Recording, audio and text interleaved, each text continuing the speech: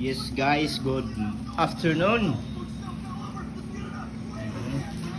Yes guys, tuturuan ko kayo para kung paano patulugin ng 2 months old na bata.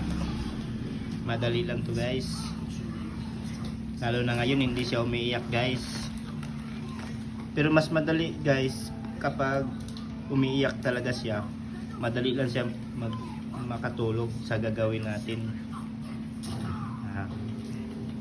Guys. Step 1, ganito lang yan guys. Step 1, kausapin mo siya. Tanong mo sa kanya kung ano yung pangalan niya. Anong pangalan mo? Ganyan guys. Pag hindi siya sumagot guys, inaantok na yan guys. Guys. Yan. Oh. Tapos tanungin mo siya uli kung inaantok na ba siya. Inaantok ka na? Oh. Pag gumalaw yung mga kamay niyan guys, ibig sabihin yan guys, inaantok na yan. Ha? Sige nga, galawin mo mga kamay mo. Wow, yan. Oh. Inaantok na yan.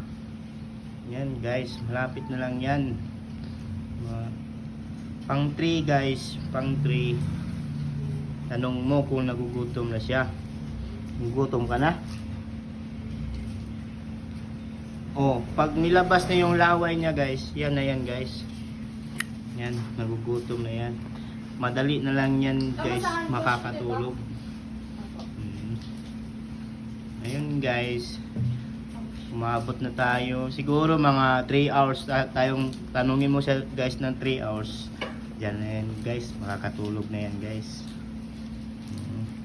Nasa 2 minutes pa naman tayo papatulog sa kanya. Pero darating din yung time na yun, mga 3 hours ata. Di ba baby? Hindi ka pa inantok. Hindi pa makakalaro si Papa.